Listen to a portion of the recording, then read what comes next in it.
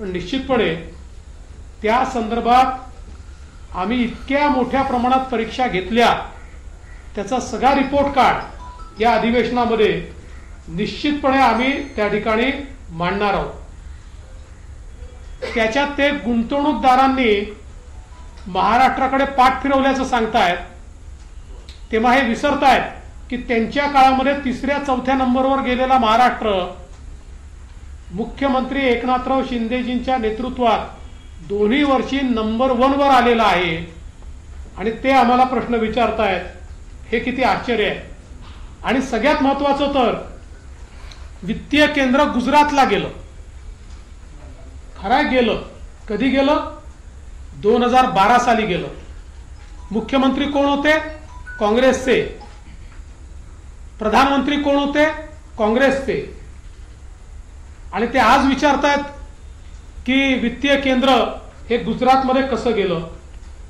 एवढंच नाही तर अनेक गोष्टी याच्यामध्ये, सगळ्या गोष्टींचा उहापोह मी करणार नाही, पण मला असं वाटतं की खोटे नरेटिव्ह तयार करण्याची एक फॅक्टरी ही जी यांनी उघडली आहे, या फॅक्टरीचा पर्दाफाश या अधिवेशनामध्ये आम्ही निश्चितपणे करू.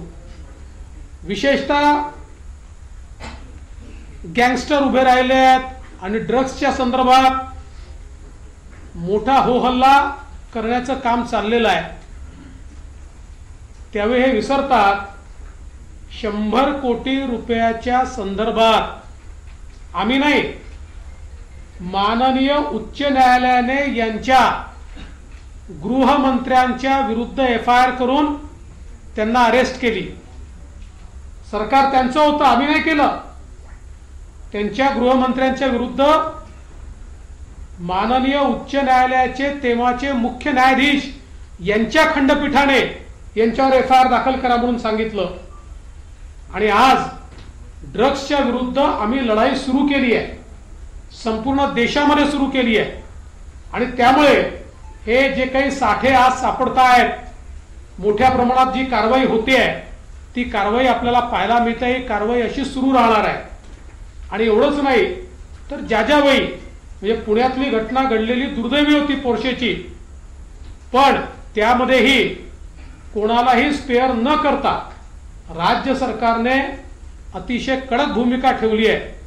त्यामुळे निश्चितपणे कायदा सुव्यवस्था असो किंवा zero tolerance policy towards drugs असो, हे सरकार या ठिकाणी करतच राहणार आहे. आणि म्हणून निश्चितपणे विरोधी पक्षाने जे काही प्रश्न या ठिकाणी उपस्थित केले आहेत, ते म्हणतात 10 वर्षात हमीभाव वाढला आणि आता माझ्याकडे चार्ट आहे, त्यांच्या काळात काय होता आणि या काळात काय आणि किती वेळा तो वाढलाय. पण आता मी आपला वेळ घेत नाही, कारण हे उत्तर आम्ही आता त्यांना विधानसभेमध्ये निश्चितपणे त्या ठिकाणी देऊ. कारण म्हणजे अनेक विषय हे विरोधी पक्षांनी या ठिकाणी मांडण्याचा प्रयत्न केलाय. पण जसं मी सांगितलं, ते जितके वेळा बोट आमच्याकडे एक उगारतात, 4 बोटं त्यांच्याचकडे निघतात. कारण त्यांची अकर्मण्यता, त्यांचा भ्रष्टाचार. म्हणजे आता या पत्रामध्ये ते 40% सरकार म्हणतायत. बॉडी बॅगचा घोटाळा कोणी केला? माझा सवाल आहे. अरे प्रेताच्या टाळूवरचं लोणी खाणं कशाला म्हणतात? ते कोविडचे घोटाळे, खिचडीचे घोटाळे, हे सरकार विसरलेलं, हे विरोधी पक्ष विसरलेला दिसतोय. सगळं काढणार आम्ही, सगळी उत्तरं देणार. आमची चर्चेची तयारी आहे. विरोधी पक्षांनी चर्चा करावी. विरोधी पक्ष केवळ या ठिकाणी हंगामा करायचा आणि मीडियात जाऊन बोलायचं.